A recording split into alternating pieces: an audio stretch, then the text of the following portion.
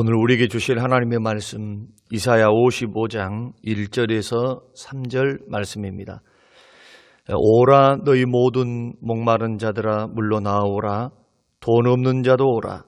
너희는 와서 사 먹되 돈 없이 값 없이 와서 포도주와 젖을 사라. 너희가 어찌하여 양식이 아닌 것을 위하여 은을 달아주며 배부르게 하지 못할 것을 위하여 수고하느냐. 내게 듣고 들을지어다. 그리하면 너희가 좋은 것을 먹을 것이며 너희 자신들이 기름진 것으로 즐거움을 얻으리라. 너는 귀를 기울이고 내게로 나와 들으라. 그리하면 너희의 영혼이 살리라. 내가 너희를 위하여 영원한 언약을 맺으리니 곧 다윗에게 허락한 확실한 은혜니라. 고마우신 하나님 아버지, 고유의 명절 추석을 마치고 고향을 갔다 온 믿음의 사람들이 함께 예배하며 하나님의 얼굴을 구하며 주님 앞에 거룩한 주의를 지키게 하심을 감사합니다. 오늘 이 시간 사모하는 영혼들을 만족해 하옵시고 깨닫는 은혜를 주시옵고 합당한 하나님 영광을 받으셔서 믿음으로 드리는 모든 기도와 찬양과 그리고 우리의 감사의 헌물을 주께서 흠양하여 주셔서 주께서 받으시는 영광스러운 예배 드릴 수 있도록 하나님 은혜를 더해 주시옵소서. 주여 이 시간에는 말씀을 듣습니다. 주여 깨닫는 은혜를 주시옵고 이 말씀이 삶의 방향을 결정하는 귀하고 복된 생명의 말씀 되게 하옵소서. 감사드리며 예수님 이름으로 기도합니다. 아멘. 네, 사랑하는 성도 여러분, 한 주간 동안도 주 안에서 평안하셨습니까? 더 즐거운 명절 되셨습니까? 저는 계속해서 바로 알고 바로 섬기기를 원합니다 라는 제목으로 우리가 함께 말씀을 나누고 있습니다. 7번째 시간으로 가장 확실한 은혜는 주님으로부터 온다. 가장 확실한 은혜를 다윗처럼 받으십시오 라는 그러한 제목 하에서 함께 말씀을 나누려고 합니다. 수산물 도매업을 하시는 50대 아저씨가 아들로부터 간 이식을 받고 성공적으로 수술을 마친 후에 담관을 교체하기 위해 잠시 병원에 입원했습니다. 대학을 다니는 아들이 방학 중이라서 간호하고 병원에 입원해 있는 아버지를 지극정성으로 간호하고 있는데 아버지가 아들에게 신신당부합니다. 얘야, 아버지가 갑자기 큰일을 당할더라도 너희 어머니를 잘 부탁한다. 외롭지 않도록 어머니를 잘 보살펴드리고 네가 어머니를 책임져 줘라. 이렇게 당부했습니다. 그러면서 계속해서 말씀하기를 아빠는 사실 인생을 덤으로 살고 있지 않냐. 너도 알다시피 이식하고 건강하게 잘 지나다가도 갑자기 세상을 떠날 수도 있는 것이 간 이식 수술이다. 너에게 미리미리 당부해 두는 것이다. 그리고 자신감 있게 당당하게 이 세상을 살아가라 하고 아들에게 신신당부하면서 격려했습니다. 50대의 건강을 잃고 간 이식을 한 그 아버지로서 언제 어느 때든지 세상을 떠나는 것, 이러한 언제 어느 때의 세상을 떠날지 모른다는 그런 생각에 마치 아들에게 유언이라도 하듯이 당부하고 있는 내용의 말씀입니다. 사랑하는 성도 여러분, 인생이 그렇지 않습니까? 우리네 인생은 어느 날 어느 때에 주님의 부름을 받을지 모르는 시한부 인생을 살아가고 있습니다. 이번 추석 연휴에도 사건 사고들이 많았습니다. 교통사고로 18명이 다치고 여러 사람들이 유명을 달리해서 슬픔을 안기고 있는 그러한 명절이었고요. 그리고 어머니를 봉양해야 할 책임이 있는 그 자녀가 고향집에 들러서 어머니도 아내도 그리고 자신도 함께 동발 자살하는 그런 비극적인 일들도 있었습니다. 다 생활고 때문에 그렇습니다. 우리 모두는 언제 어느 때에 비단 이런 분들뿐만 아니라 어떤 사고를 통해서 어떤 질병을 통해서 어떤 바이러스를 통해서 우리는 이 땅을 나도 모르는 사이에 이 문제가 나의 문제가 되어서 세상을 떠날 수 있는 존재다. 그래서 저는 시한부 인생이다. 우리 모든 인생은 시한부 인생이다. 어느 때인지는 몰라도 반드시 끝이 있는 인생이다 라고 말씀을 드리는 것입니다. 그런 의미에서 예수 믿는 저와 여러분들 우리 모두는 하나님의 은혜로 살아간다. 이렇게 고백할 수 있습니다. 내가 오늘 이렇게 살아있는 것도 하나님의 은혜고 건강하게 주님 앞에 나와서 예배 드리는 것도 하나님의 은혜고 우리가 하루하루 평안하게 살아가는 그 자체가 우리는 은혜다. 나의 힘과 나의 능력만으로 이 세상을 행복하게 살아갈 수 없음을 이 세상이 증명하고 있습니다. 지금 우리 주변에는 얼마나 지금도 고통과 질병과 가난과 사별을 또 사업의 어려움을 통해서 고통받는 분들이 얼마나 많습니까? 어쩌면 가장 평범한 일상이 가장 행복한 삶일 수 있다라고 우리는 고백할 수 있을 수도 모르겠습니다. 급하고 어려운 소식 없이 평안하게 가족과 함께 살 수 있다는 것, 평상시처럼 학교 가고 일하고 사업하고 직장 가고 또 예배하고 봉사하고 몸은 좀 피곤하고 스트레스 받는 것은 있지만은 그러나 평범하게 살아가는 그 자체가 행복이고 그 자체가 은혜다. 병들어 몸져 누워 있으면 못하는 일들입니다. 이런 일들은. 스트레스 많고 물질의 압박을 받고 사업에 부도가 나면 이런 일 평범하게 살아갈 수 있겠습니까? 그렇지 못합니다. 더더군다나 우리 주님께서 우리의 생명을 거두어 가시면은 이런 일들, 평상시에 하는 일들 만나서 커피 마시고 밥 먹고 일하고 사업하고 여가를 즐기고 산책을 하고 여행을 하고 예배하고 주님 앞에 봉사하는 거 할 수 없습니다. 이 모든 것 다 내려놔야 합니다. 그런데 우리는 이것을 당연하게 받아들이고 삽니다. 당연하게 주어진 것이라고 생각하는 것, 이것이 인생입니다. 성경에는 고난 속에서 하나님의 은혜를 깊이 깨달은 사람을 소개하고 있습니다. 그 사람이 사도 바울입니다. 바울은 고린도 교인들에게 자신이 살아온 삶을 되돌아보면서 이렇게 고백합니다.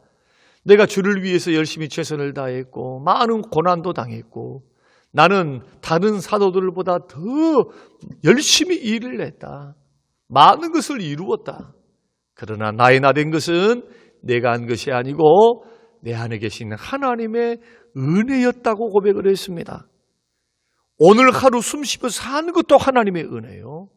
하나님이 주신 직장과 일터에서 일할 수 있는 것도 힘든 여건 속에서 건강한 모습을 살아가는 것도 때로는 질병 가운데 사도 바울은 안질이 있었습니다. 평생 고침받을 수 없었던 육체의 가시가 있었습니다.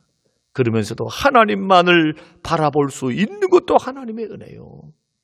또 거룩한 주일, 주의 전에 나와서 하나님의 은혜를 감사하며 예배 드릴 수 있는 것도 하나님의 은혜고 생명의 복음을 전할 수 있는 것도 하나님의 은혜다라고 하는 고백이 아니겠습니까? 사랑하는 성도 여러분, 우리 믿는 사람들의 행복은 어디서 옵니까? 그것은 세상의 환경에서만 오는 것 아닙니다.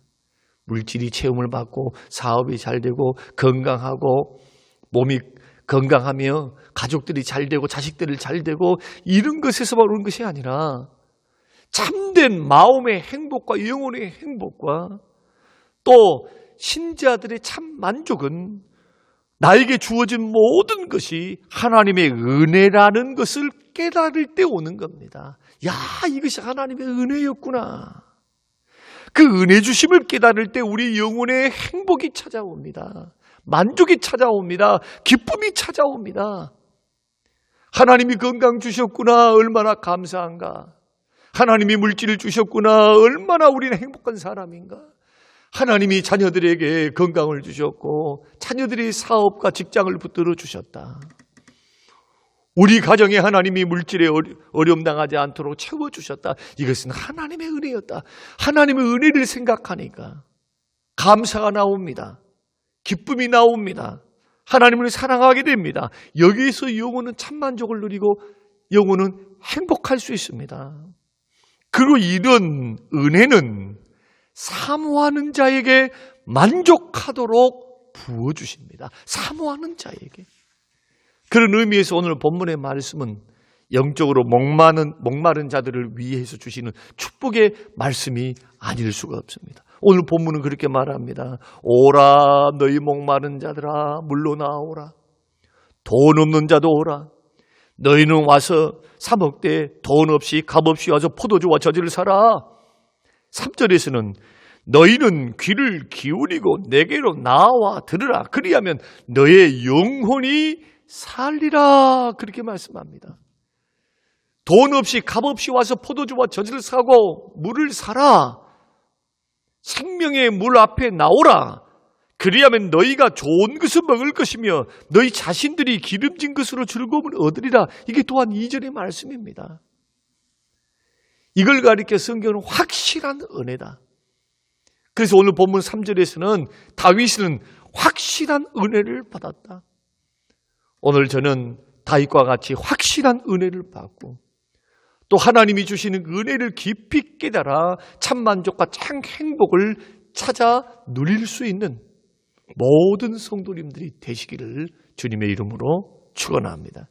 첫째 주신 교훈은 뭡니까? 하나님은 오늘 본문을 통해서 영적으로 목마른 사람에게 관심이 많다는 겁니다.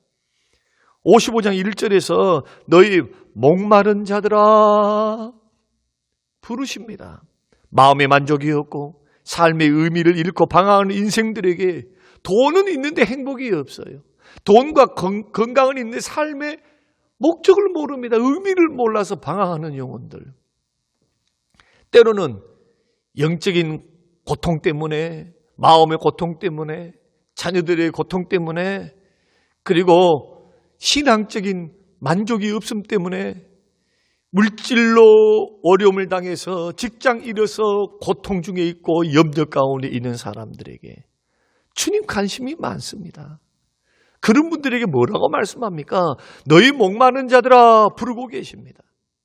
우리 주님이 말씀하시기를 건강한 자에게는 의원이 필요 없다. 병원에는 병든 자에게라야 의사가 필요하지 않느냐? 마찬가지로 나는 몸이 병든 사람, 인생의 의미를 찾지 못한 사람, 방황하는 사람, 마음의 만족감이 없어서 늘 갈증을 느끼는 사람, 질병으로 고통당하는 사람, 물질이 없어 가난해서 억울해서 염려와 근심 가운데 있는 사람, 온갖 죄로 마음에 고통받고 있는 사람들을 위해서 주님이 이 땅에 오셨다고 말씀하십니다. 그리고 그들을 부르십니다. 왜 부르십니까? 치료하시려고 부르십니다. 행복하게 하시려고 부르십니다. 참만족 주시려고, 구원 주시려고, 물질로 공급하사 필요를 채워주시려고 지금도 너의 목마른 자들아 외치면서 주님이 지금 부르고 계십니다. 마슬로우라고 하는 심리학자는 인간의 단계, 인간은 5단계의 욕구가 있다. 이 5단계를 말할 때 첫째 단계가 생리적인 욕구입니다. 사람은 생리적인 욕구, 동물적인 욕구, 의식주가 해결돼야만 만족하게 살 수 있어요. 그러나 이것이 만족하게 되었다 해서 행복을 누릴 수는 없어요. 두 번째 단계로 나아가야 합니다. 안정과 소속감의 욕구. 혼자 못 삽니다. 가정 안에서 화목하게 살아야 되고 공동체 안에 소속돼서 안정감을 누리고 살아야 합니다. 세 번째 단계는 애정과 사랑의 욕구입니다. 공동체 안에서 아무리 딸지라도 남녀가 만나서 또한 형제들이 서로 주변 사람들이 사랑해야 돼요. 애정이 있어야죠. 이런 욕구가 채워져야만 만족해지고 행복할 수가 있다. 네 번째는 이 세 가지가 다 만족이 되었다 할지라도 동물적인 욕구, 생리적인 욕구, 소속감의 욕구, 이 욕구가 다 해소되었다 할지라도 자존감이 있어야 돼요. 자존감. 스스로 자기 자신에 대한 정체성을 찾고 자존감이 있어야만 행복할 수 있다. 그리고 마지막으로는 자아실현의 욕구, 인생의 의미를 찾고 자기의 의미를 찾고 만족을 찾고 보람을 찾고 목적을 향해서 자기만을 위해서가 아니고 남들을 위해서 자기의 꿈을 이루기 위해서 살아가야만 사람은 행복할 수 있고 의미 있는 인생을 살아갈 수 있다. 이렇게 강조를 했습니다. 그런데 마슬로우는 여기에서 중요한 것 한 가지를 빠졌는데 그것이 뭐냐? 바로 영적인 욕구입니다. 여러분 5가지 욕구가 다 충족되어 있다 해가지고 정말로 사람이 만족을 느끼고 행복할 수 있을까요? 그렇지 않습니다. 아무리 자아 실현을 했다 할지라도 자기 스스로 자존감을 높였다 할지라도 영적인 목마름이 채워지지 않으면 인간은 여전히 목마른 존재다. 왜냐하면 우리에게는 영혼이 있기 때문에 영혼을 우리 주님이 창조하실 때 물질적인 것으로 인간적인 것으로 세상적인 쾌락과 즐거움으로 애정으로 만족을 누리지 못하도록 창조하셨습니다. 이 영혼은 오직 하나님이 주신 은혜를 받을 때만 행복해질 수 있도록 하나님이 창조하셨고 만드셨습니다. 그래서 우리 마음에는 세상의 어떤 것으로도 채울 수 없는 영혼의 공간이 있어요. 어거스틴은 그래서 이런 유명한 말을 남겼습니다. 인간에게는 하나님만이 채울 수 있는 절대 공간이 있다. 이것은 돈으로도 사랑으로도 애정으로도 소속되었다고 해서 또한 자아를 실현해서 자기 꿈을 이루었다 할지라도 인간은 목마르다는 거예요.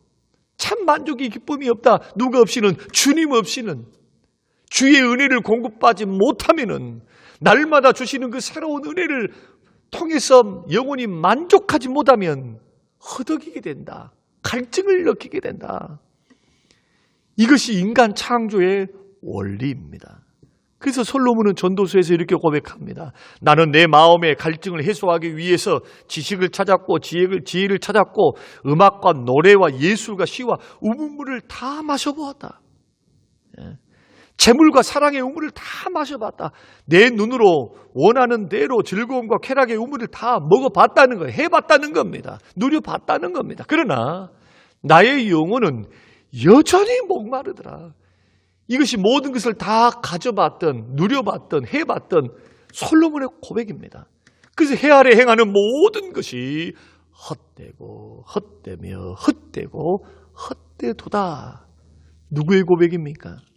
부자였고 지혜의 왕이었고 모든 것을 가지고 누려봤던 솔로몬 왕의 고백입니다. 그렇습니다. 세상적인 것으로는 잠깐 쾌락을 누릴 수 있지만은 인간이 가지고 있는 근본적인 갈증은 해소할 수 없습니다. 이 근본적인 갈증이 뭡니까? 영적인 갈증입니다. 오직 주님만이 채우실 수 있는 갈증. 그래서 주님이 손짓하면서 목마른 자들아 물로 나오라. 나에게 나오라. 값없이 와서 돈 없이 와서 포도주와 젖을 싸서 만족감을 누리라. 이것은 육신적인 만족을 말하지 않습니다. 영혼의 만족을 말씀하고 있습니다. 사랑하는 성도 여러분, 영적으로 곤고하고 영적으로 피곤하고 마음의 만족이 없고 채워지지 않는 사람들, 그리고 물질적인 고통 때문에 사업의 어려움 때문에 방황하여서 정말로 염려와 근심 속에서 소망 없이 살아가는 많은 사람들에게 주님이 지금 손짓하며 부르시는 겁니다. 물을 주시는 주님께 나오라. 만족을 주신 하나님께 나오라. 마음을 채워주신 하나님께 나오라. 가난을 부유함으로 채워주실, 먹고 쓸 것을 채워주실, 미래의 소망을 주실 하나님 앞에 나오라. 영육을 채워주시고 축복 주실 하나님께 나오라. 사랑하는 성도 여러분, 오늘 이 부르심의 음성을 오늘 방송을 듣고 있고 예배를 드리는 오늘 모든 성도님들이 들으시면서 귀를 여시고 마음의 문을 여시기를 주의 이름으로 축원합니다. 그래서 두 번째 교훈은 뭐냐? 영적 갈증을 채워주실 수 있는 주님께로 나오라는 겁니다. 여러분, 아무리 목말라도 우물물 앞에 나아가지 않으면 마실 수 없지요. 아무리 목말라도 냉장고에 가서 생수병을 들고 생수병 앞으로 나가야 합니다. 그 1절의 말씀 보면은 모든 목마른 자는 나오라. 돈 없는 자도 나오라. 내가 채워주겠다. 내가 만족해 하겠다. 내가 행복하게 하겠다. 내가 살만나게 하겠다. 누가 하겠다고 말씀하십니까? 주님이 하시겠다는 거예요. 주님이. 그런데 오늘 본문에 보면은 이상한 점 하나가 있지요. 돈이 없는데 주님께 나와서 돈 없이 값 없이 포도주와 젖을 사라고 말합니다. 이게 1절의 말씀이거든요. 오라 너희 모든 목마른 자들아 물로 나오라. 돈 없는 자도 오라. 너희는 와서 사 먹되 돈 없이 값 없이 와서 포도주와 젖을 사라. 여러분 이상하지 않습니까? 돈이 없는데 어떻게 포도주와 젖을 삽니까? 이 대목을 우리는 이해해야 합니다. 여기에 깊은 의미가 있습니다. 자, 외상을 주시겠다는 말씀도 아니고 카드를 긁으라는 말씀도 아닌데 돈 없는데 어떻게 주께 나와서 포도주와 젖을 살 수 있습니까? 이것을 쉽게 한번 예를 들어보겠습니다. 여러분 주일학교를 다니신 분들은 아시죠? 달란트 잔치라는 것을 합니다. 분기별로 내지는 전반기, 하반기 해서 달란트 잔치를 하는데 출석 잘하는 사람들, 그 다음에 헌금을 잘하고 요절을 외우고 전도를 하고 예배 시간에 바르게 잘 예배를 드리면 선생님들 뒤에 기록을 해놔요. 출석 5달란트, 2달란트. 저도 어렸을 때 그 달란트를 받아봤는데요. 이 달란트를 통해서 분기별 딱 마지막 주일이 되면은 광고를 합니다. 다음 주에는 우리가 달란트 시장을 엽니다. 여러분 달란트 가지고 모은 달란트 가지고 와서 필요한 거 다 사세요. 이렇게 하거든요. 그러면은 아이들이 다 모았던 그 달란트를 가지고 그 다음 주일에 기대하는 마음으로 나오게 됩니다. 예배를 마칩니다. 예배를 마치고 난 후에 달란트 다 물건을 진열해 놓는데 그 물건을 이 달란트 가지고 사는 겁니다. 근데 공교롭게도 달란트 시장을 한다 하면은 잘 믿는 애기들, 열심히 모아둔 애기들만 오는 게 아니라 새 가족도 오죠. 새로운 어린이들. 그리고 그때만 오는 친구들이 있어요. 그때만. 그러면 너는 달란트가 없으니까 사지 마. 떡볶이도 먹지 마. 물건도 사지 마. 이럴 수는 없어요. 그래서 처음 나온 아이들이나 그리고 오랫동안 쉬었던 아이들이 마음이 상하지 않도록 선생님이 몰래 불러다가 달란트를 5달란트, 50달란트 지어줍니다. 그러면 그 달란트를 가지고 자기가 먹고 싶은 거, 자기가 사고 싶은 물건을 삽니다. 이것이 바로 은혜입니다. 그동안 모아둔 것은 없지만은 선생님이 긍휼히 여겨서 뭘 줍니까? 달란트를 공짜로 주는 거예요. 공짜로 받았다. 공짜로 준다. 이것이 은혜를 주었다. 공짜로 받았다. 이것이 은혜를 받았다. 받을 자격이 없는데 거저 주는 것. 이것이 은혜입니다. 그렇습니다. 우리는 주님으로부터 영생과 구원과 참 만족과 참 기쁨 이것을 받을 만한 자격이 없습니다. 죄와 허물로 우리는 죽었던 자들입니다. 공로도 없습니다. 우리는 주님이 보시기에 아름다운 일을 한 적도 없어요. 그런데 자격이 없음에도 우리는 죄를 지으면 지었지 주님이 기뻐하는 일들을 하지 않았음에도 불구하고 공로가 없는데도 주님 앞에 나오기만 하면 공짜로 구원을 주십니다. 좋은 것을 주십니다. 영혼의 만족을 주십니다. 참 행복을 주십니다. 그래서 어떤 대가나 돈을 지불하지 않고 거저 와서 필요한 것을 살 수가 있어요. 왜 그렇습니까? 예수님께서 우리 대신을 이미 지불하셨기 때문에. 예수님이 이미 지불하셨기 때문에 마치 나는 달란트 모아놓은 것이 아무것도 없는데 선생님이 나를 불쌍히 여겨서 긍휼히 여겨서 달란트를 주는 것처럼 예수님이 십자가에서 이미 달란트 비용을 다 지불하신 겁니다. 우리 대신 지불 다 했어요. 여러분 믿습니까? 십자가에서 못 박혀 죽으심으로 그 값으로 대신 지불하셨기 때문에 우리는 죄인이었고 우리는 은혜 받을 수 있는 자격이 없음에도 불구하고 우리 주님이 이 모든 것들 포도주와 젖을 사라, 영혼의 만족을 누리라, 구원을 받으라, 삶의 의미를 찾으라, 때로는 가난한 우리에게 주께서 가난하게 오시면 우리로 부욕해 하시려고 영적으로만이 아니라 주께서 물질적으로도 하늘 창고에 하늘 문을 여사 하늘 창고에서 우리에게 물질로 책임져 주시는데, 그 나라와 그를 구하며 이 모든 것을 더해 주사 우리에게 필요한 것을 공급하시는 여호와 이레 하나님, 축복을 주신 하나님, 이것을 다 뭘로 받습니까? 공짜로 받습니다. 믿음으로 받습니다. 그래서 오늘 본문 말씀이 그렇게 말하는 겁니다.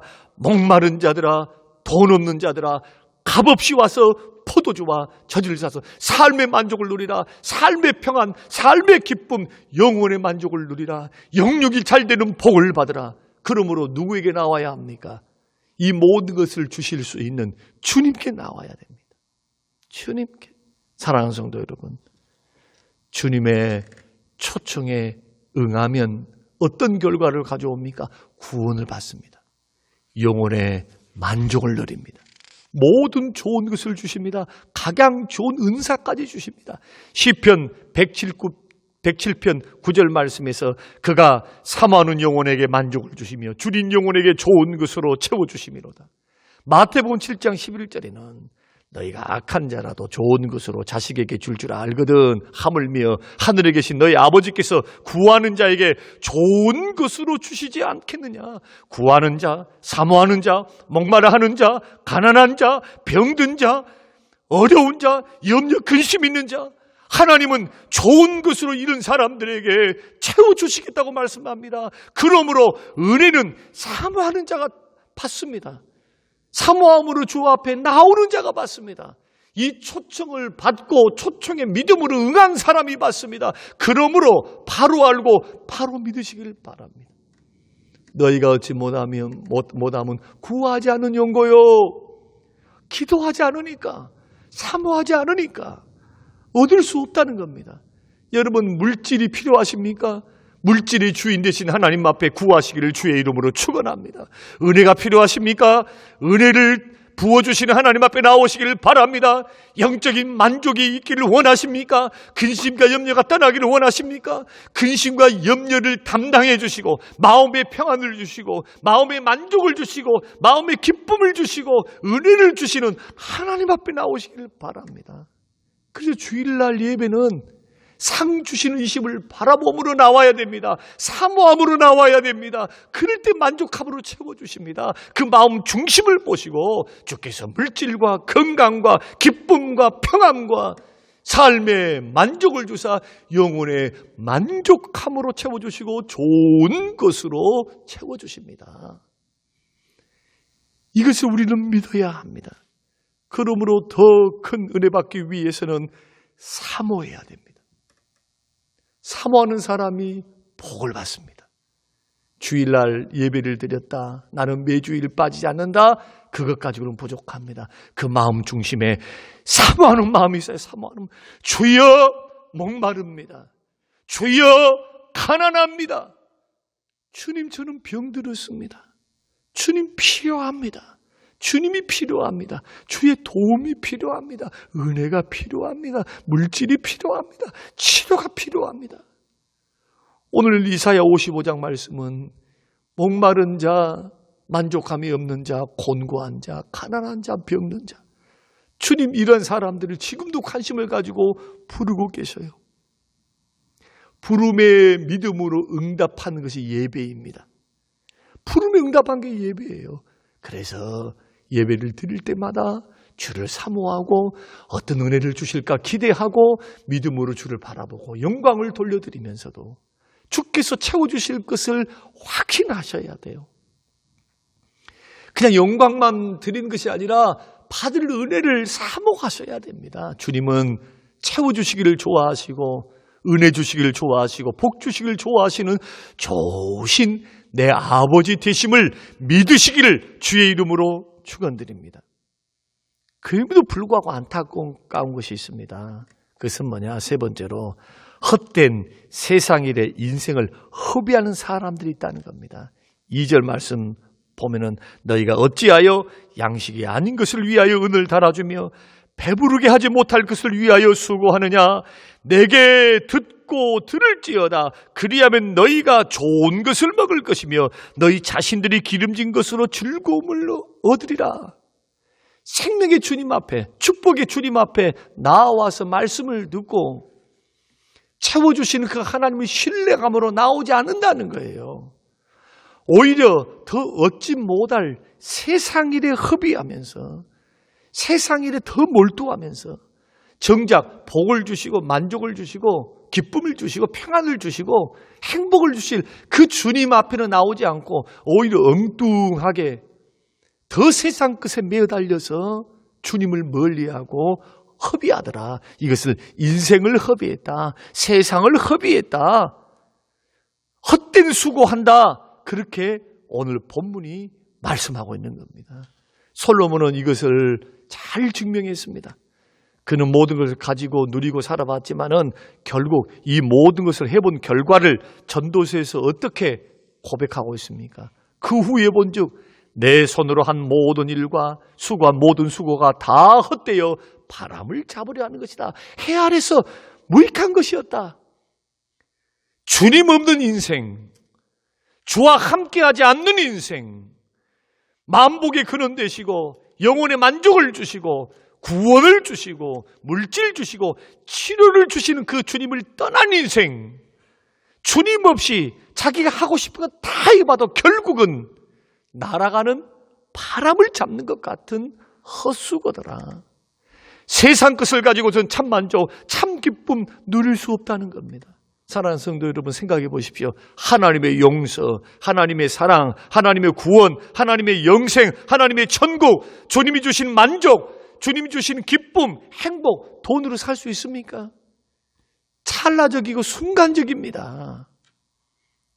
순간적. 그것으로 채워질 수 없어요. 그래서 하나님의 은혜로 주시는 모든 것은, 귀중한 것, 복된 것은 돈으로 계산할 수 없는 것. 태양, 물, 공기를 보십시오.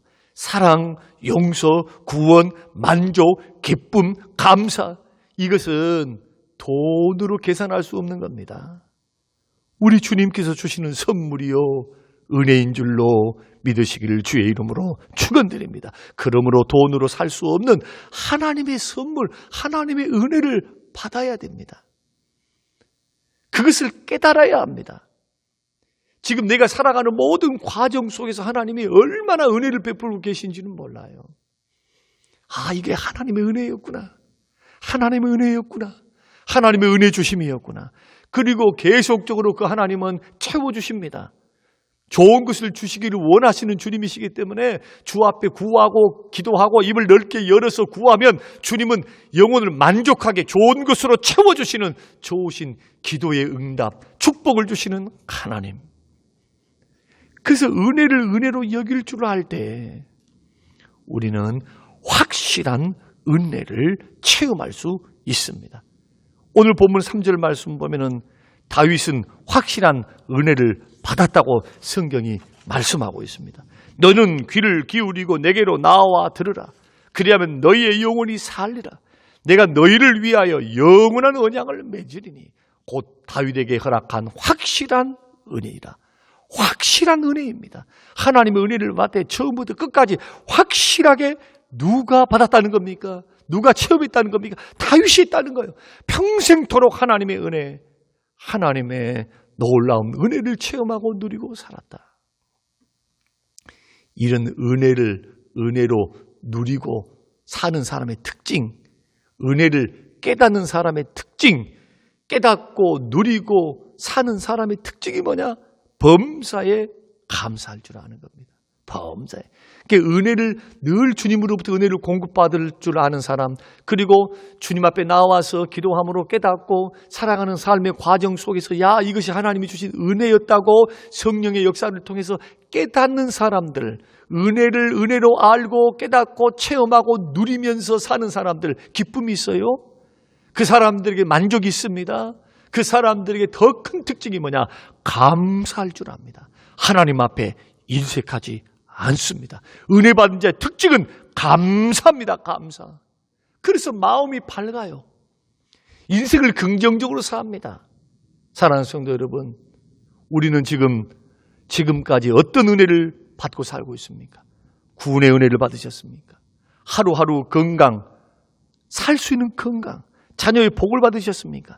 요즘같이 힘든 때에 안정된 직장 생활을 할 수 있는 은혜를 받았습니까? 이것도 우연히 되는 것이 아니고 하나님의 은혜입니다. 이것을 하나님의 은혜라고 느끼는 사람들은 뭐합니까? 감사해요. 그니 삶에 만족이 있지요. 행복이 있지요. 막 원망하고 불평하고 신세 타령이나 하고, 여러분, 은혜를 깨닫는 영성이 없으면, 그리고 주님으로부터 오는 은혜를 구해서 값없이 포도주와 젖을 사는 그 놀라운 은혜를 공급받는 방법을 모르는 사람들은 평생토록 은혜로 살면서도 신세타령하고 살다가 원망, 불평하다가 죽을 수밖에 없다. 얼마나 불행합니까? 모든 것을 하나님의 은혜로 받았으면서도 자신은 불행하다고 생각하며 사는 사람이 너무 많아요. 사랑하는 성도 여러분, 아무쪼록 우리가 바로 알고 바로 믿어야 되겠습니다. 우리의 남은 생애가 하나님의 확실한 은혜를 받았던 다윗처럼 하루하루 하나님의 은혜를 공급받으시길 바랍니다. 그러기 위해서는 주님 앞에 나아가야 됩니다. 주님은 우리의 영혼을 만족히 채워지기를 원하고 좋은 것으로 주시기를 원하십니다. 사모함으로 은혜 받기 위해 나아가십시오. 주님 앞으로. 주일 예배를 그렇게 사모함으로 드리시기 바랍니다. 하나님은 채워주십니다. 하나님은 부어주십니다. 그리고 하루하루 하나님 나에게 주어진 모든 것들이 또한 은혜로 주어진 것을 깨달음으로 하나님의 은혜에 감사할 수 있는 우리가 되어서, 믿는 사람은 당장에 뭐가 없어도 우리는 채워주실 하나님, 합력하여 선을 이루실 하나님을 믿습니다. 그 하나님 우리를 살게 하십니다. 여러분, 이런 하나님을 바로 알고 바로 믿어서 은혜 받기 위해서, 물질의 축복받기 위해서, 영혼의 만족 얻기 위해서 은혜의 보좌 앞으로 담대히 나아가는 것을 아끼지 마시고 담대히 사모함으로 나아가시는 우리 모든 성도님들이 되시기를 주님의 이름으로 축원합니다. 고마우신 아버지 하나님, 확실한 은혜를 받았던 다윗처럼 은혜를 주시고 은혜를 깨닫고 은혜를 누리며 은혜를 체험하며 평생 살 수 있도록, 그래서 두 손 들고 날마다의 하루하루의 삶이 하나님의 은혜였다고 감사하며 살아갈 수 있도록 만족함과 행복과 기쁨이 넘치는 귀하고 복된 인생을 우리 모든 성도님들이 살도록 은혜의 은혜를 더해 주시옵소서. 감사드리며 예수님 이름으로 기도합니다. 아멘.